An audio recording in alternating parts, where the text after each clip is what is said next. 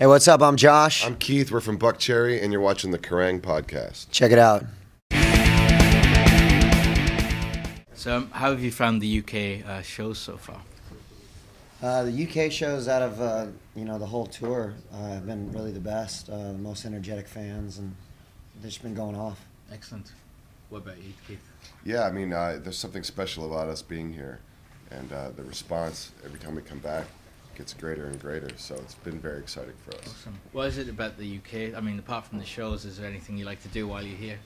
Well, I mean, obviously, the shopping in London's pretty awesome, but the musical history of the UK is something that we're well aware of, and its impact on what we do. So it's just great to be in this environment. Brilliant. You mentioned shopping.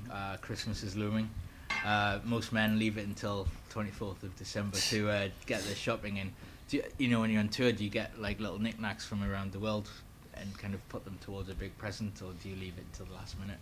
Well, we don't like to do that too much because we have to drag it all around with us. So there's a lot of online shopping going on.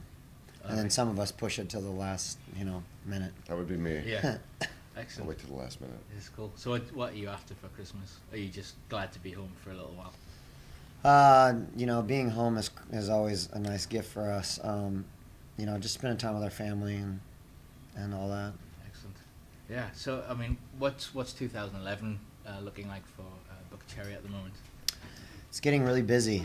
We have a Jägermeister tour going on in the States, and then we have a small tour in Canada with Papa Roach as well, and the whole year's starting to book up. I mean, there's talk of us coming back here in June for all the festivals and doing some shows with hopefully some headlining shows, in the middle of the festivals and stuff, and hopefully we'll get to South America. There's talk of that as well, but nothing's really been solidified yet except the U.S.-Canadian dates. Yeah. What is it about UK festivals? Because all the American bands seem to love playing in the UK in the summer.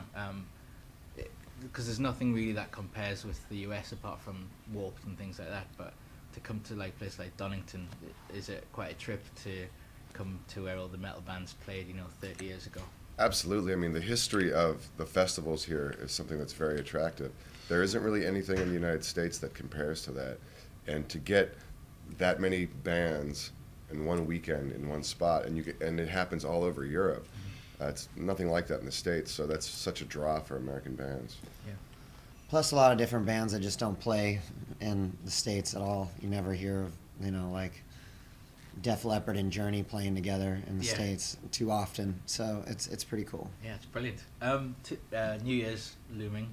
Everyone makes empty promises, also known as New Year's resolutions. Is there anything that you're keen on kind of achieving next year? I think the only thing I want to achieve next year is to not make a New Year's resolution. Right. That's my resolution.